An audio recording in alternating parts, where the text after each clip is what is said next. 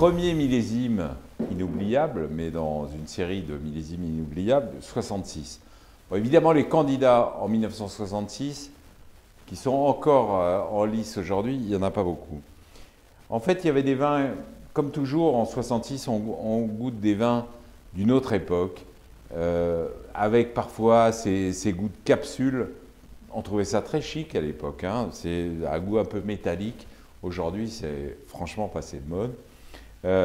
Souvent, une fluidité, une légèreté, on est à l'essence de Bordeaux, hein. Ce qui reste, et c'est ça le grand talent de Bordeaux, c'est l'équilibre et la fraîcheur. Et puis après, il y a des vins qui racontent quelque chose de plus. Et comme toujours dans les grands millésimes, il y a les grands hommes. Alors, le vin inoubliable de 66, le voilà.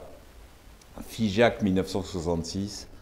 C'est un des grands vignerons de Bordeaux. C'était le seul propriétaire et patron de Cru de Bordeaux qui avait fait l'Institut d'agronomie à l'époque, qui était ingénieur agronome. C'est Thierry Manoncourt. Ce Figeac 66, c'est la plénitude, c'est l'élégance, c'est la race, c'est toutes les qualités du terroir. C'est un vin d'une modernité absolue qui, très franchement, dans le petit lot qu'on avait de 66, est une coudée au-dessus, voire 2 coudées au-dessus. Il y a un vin qui, lui, est beaucoup plus dans son époque, dans son terroir, qui a un caractère d'aristocrate paysan, mais qui est très attachant. C'est l'Arcis Ducasse.